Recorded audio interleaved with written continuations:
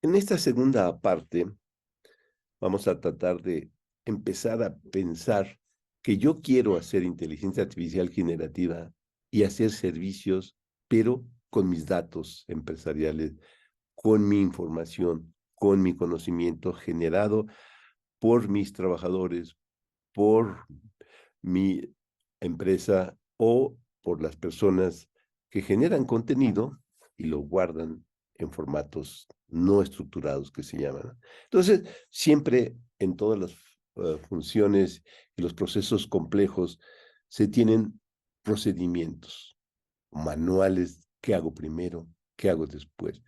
Y esto es muy importante cuando estamos haciendo servicios complejos como son los servicios de inteligencia artificial generativa. Y para eso es importante usar metodologías probadas. La metodología que yo propongo y utilizo se llama CRISP. ¿Qué es CRISP?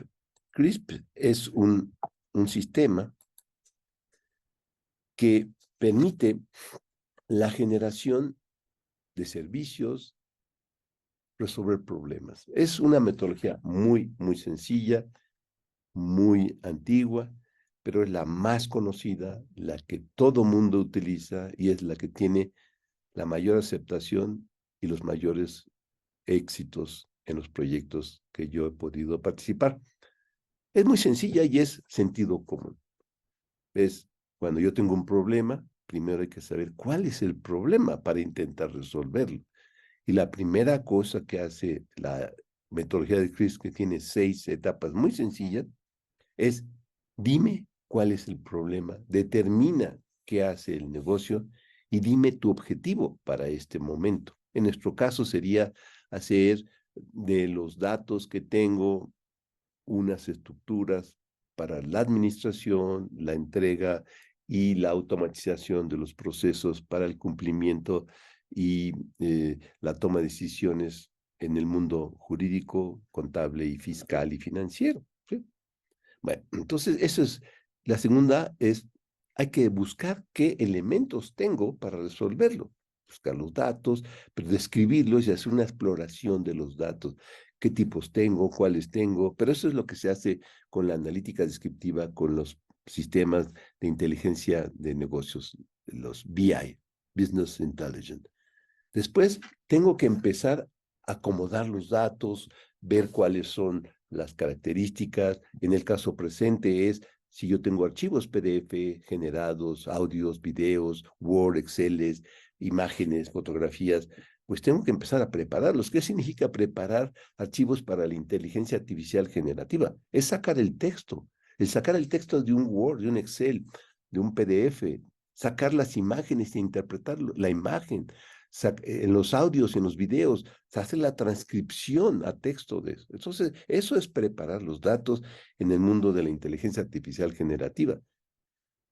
Una vez que tengo las oraciones y que tengo los vectores, como voy a platicar un poco, y ya tengo todos los vectores con la tecnología vectorial que se requiera, ahora sí voy a hacer los modelos. ¿Qué modelo? El modelo según el LLM1 de ChatGPT 3, el 4, el Palm, el Falcon, y cada uno tiene sus ventajas, mucho más precisos, más grandes, y pues eso va a tener un impacto. También muchos son de paga y que cobran por cada token. Eso es lo que hay que empezar a entender. Estos modelos son carísimos cuando meto mucha información porque se cobra por palabra. Eso es importante. Entonces, esos son los modelos. Y una vez que tengo los modelos, ¿cuál es el que mejor se adapta? La etapa número 5. Hay que ver si lo necesito rápido, pero no tan preciso, o lo necesito muy preciso y más lento. Si necesito rápido, a lo mejor es un poco más barato porque uso modelos menos eficientes, pero si lo necesito súper preciso, a lo mejor el modelo es mucho más caro y pues tengo la solución después. Entonces la evaluación. Y al último viene el despliegue, que quiere decir cómo lo presento, cómo lo entrego a las personas.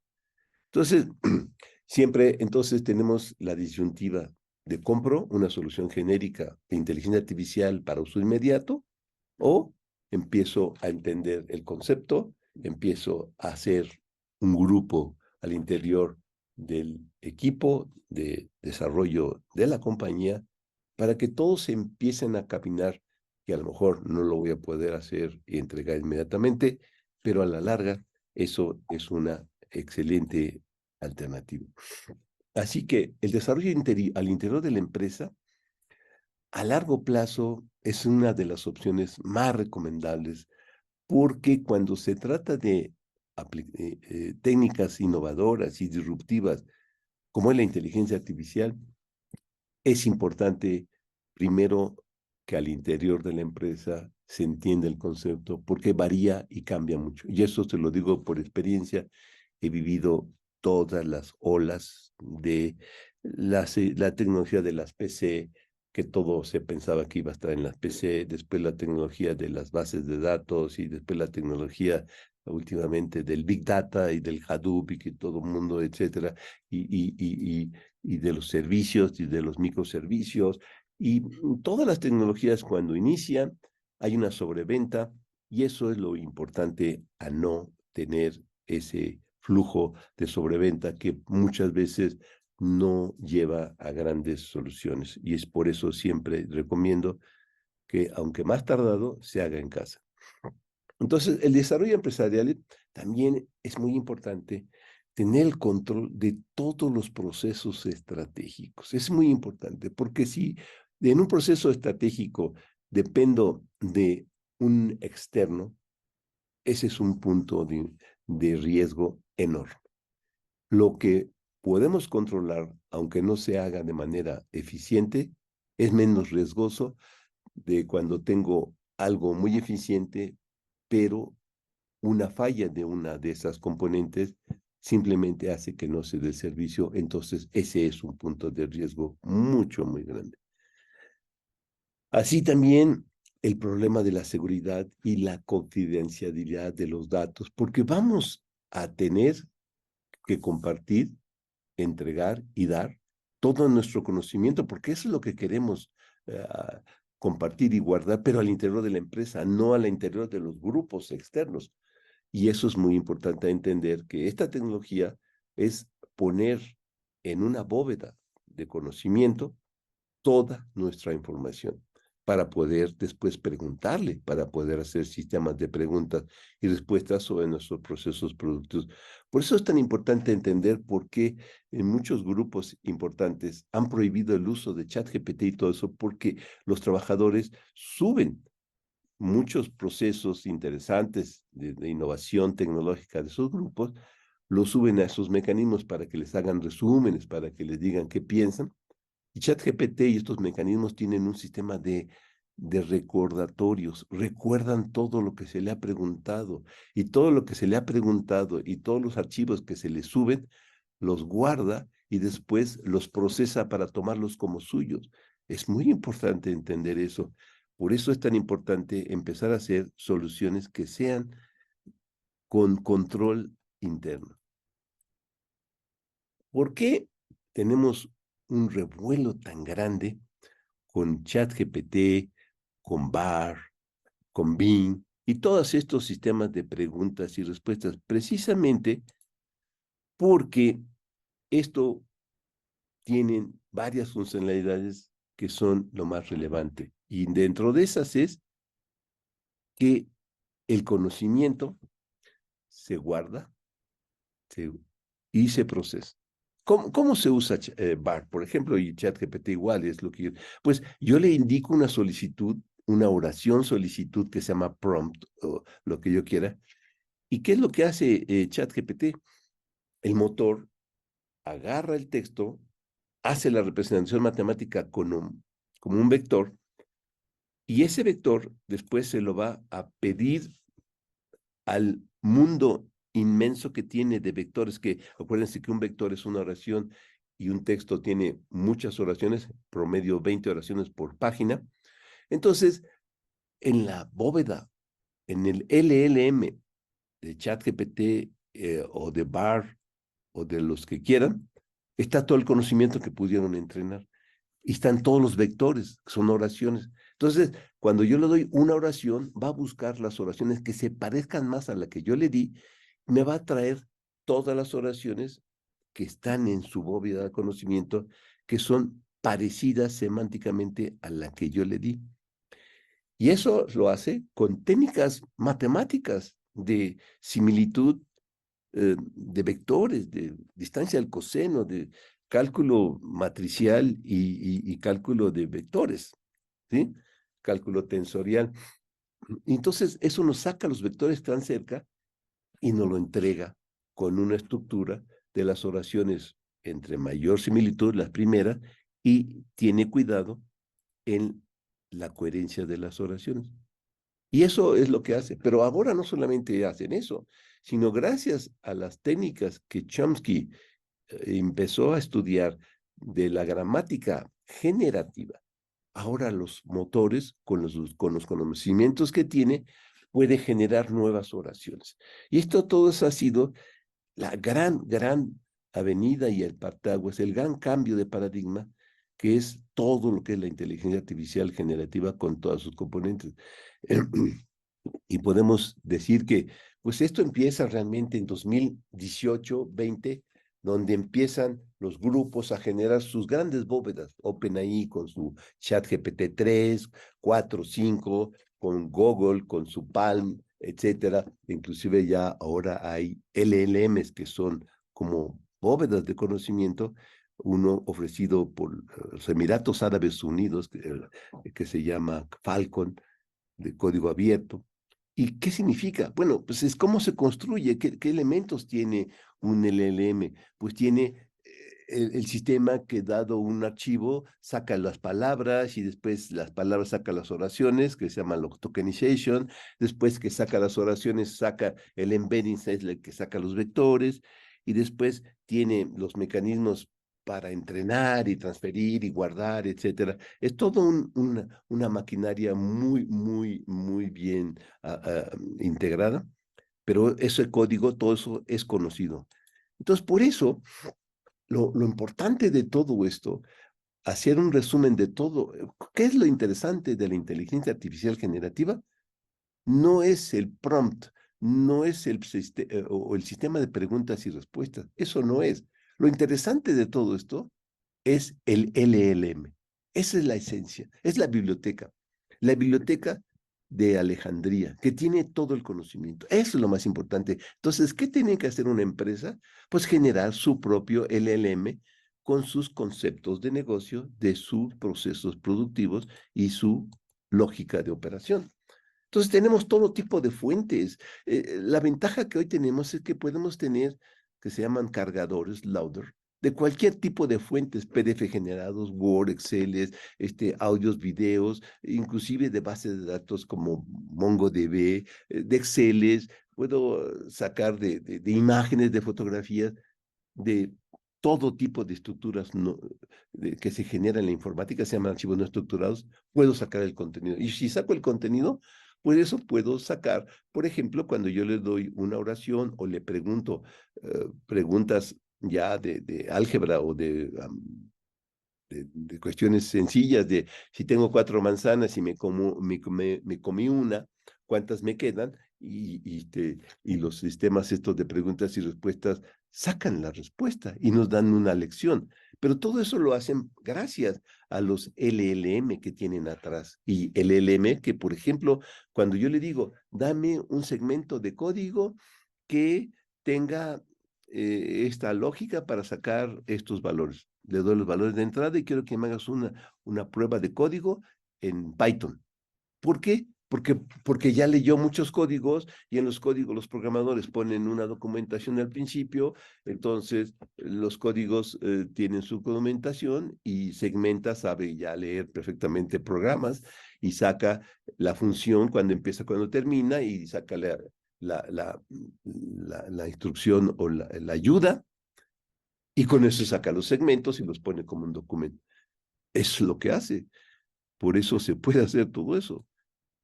Después, entonces, ¿cómo genero valor con los datos que tengo en mi empresa? Pues es construyendo un LLM con mis datos. generando una bóveda de conocimiento con la información que yo genero y que yo necesito y que yo requiero. Por ejemplo, ¿cómo genero? Cuando tengo muchos archivos Word, Excel, PDFs, audio, video, imágenes, fotografía, eso ya es conocido. ¿Cómo saco el texto? ¿Cómo genero los vectores? También. Pero, ¿qué hago primero? ¿Qué hago después? Pues entonces ahí viene, tengo que ser metódico, tengo que ser estructurado en la forma como hago los sistemas. Y para eso, vuelvo a insistir, hay que usar un método y recomiendo el método de CRISP. Entonces, ¿para qué quiero? Si yo puedo hacer un sistema, le digo, ¿qué es lo que quiero? Construir una bóveda de conocimiento, ¿para qué? Para el control, automatización y simplificación de los procesos empresariales. ¿Para qué? Para lograr la automatización de procesos contables y administrativos que promuevan la correcta toma de decisiones e impulse la transformación digital, facilitando el cumplimiento de obligaciones y normas vigentes. Esto es el objetivo. Pues esto es el objetivo de muchas compañías, pero esto lo estaban haciendo en función de las técnicas que se conocían. Este mismo objetivo ahora, que es de muchas empresas que se dedican a ofrecer servicios contables, pero ahora con inteligencia artificial, con nuevas herramientas. Lo mismo, ¿qué dice? Automatizar los procesos contables. ¿Para qué? Para ayudar a la toma justo a tiempo de las decisiones que se quieren. Entonces, siguiendo, pues el método de CRISP, como decía, el objetivo es la parte que acabo de comentar. La segunda es cómo hago para recolectar todos los datos que yo tengo y cómo los analizo en sus estructuras que me interesan. ¿Qué es lo que es interesante en la inteligencia artificial generativa? Son las oraciones, son las palabras. ¿Cómo saco las palabras, los tokens? ¿Cómo saco la estructura gramatical de una oración? ¿Cuál es el verbo, el sustantivo, el adverbio, el adjetivo, que se llaman partes de la oración? ¿Cuáles son los palabras o los conceptos estratégicos, las palabras clave? ¿Cuáles son los enegramas, digramas, trigramas? Son conceptos gramaticales. Enegrama, bigrama quiere decir que es una palabra que tiene, es un vocablo, una oración que tiene dos palabras, pero que cada una palabra tiene un significado, pero juntas son otro concepto, como vino blanco, vino rojo, o comisión. Comisión Nacional son dos palabras. Comisión Nacional de los Derechos Humanos es otra palabra, es un enegrama. Y ese concepto de muchas palabras es otro concepto, que juntas todas las palabras significan otra cosa a diferencia de cada una, ¿sí? Y así. Después, otro concepto importante, que son los conceptos conocidos de negocio que se llaman NERD. Todo eso es la segunda parte del algoritmo, del modelo. Obviamente hay muchas herramientas del procesamiento del lenguaje natural, dos excelentes que recomiendo, se llama Spatie y Stanza. Son de código abierto y cada una permite hacer todo eso. Después tenemos, entonces, ¿cuáles son los archivos? Por ejemplo, ¿cuáles son los archivos que nosotros podemos empezar a procesar? Pues son todas las leyes, la Constitución, la ley del IVA, la ley del ISR, todas las normas del cómo lleno el anexo 20, etcétera, todas las ayudas de preguntas y respuestas que tiene la autoridad, todas las leyes, etcétera, todo eso, más aparte todos nuestros manuales de procedimientos, todo eso es lo que hay que ir metiendo a nuestra bóveda, ¿sí? Y ¿qué se tiene? Pues, ¿cómo lo hago? ¿Qué se hace? Y precisamente voy a después, en la siguiente parte, empezar a entender el proceso. Dado un documento no estructurado, que tiene texto, puede ser un audio, un video, una imagen, una fotografía, pero hay que interpretarla, hay que describir la fotografía, o un PDF escaneado, que son los documentos con firma autógrafa de los contratos, o un PDF escaneado, como las leyes, como documentos que se generan en Office, y lo guardo como PDF. De ahí tengo que sacar el texto, después del texto tengo que sacar las oraciones, de las oraciones tengo que sacar los vectores, después de los vectores los tengo que guardar en forma vectorial, y para eso hay bases de datos ya vectoriales que platicaré en otra parte. Y ya después con eso voy a empezar a generar mi bóveda de conocimiento, que es el LM. Y después con todo esto, ya vemos la siguiente fase, que es cómo los preparo para hacerlo. Y eso va a ser motivo del siguiente momento que voy a hacer en un minuto.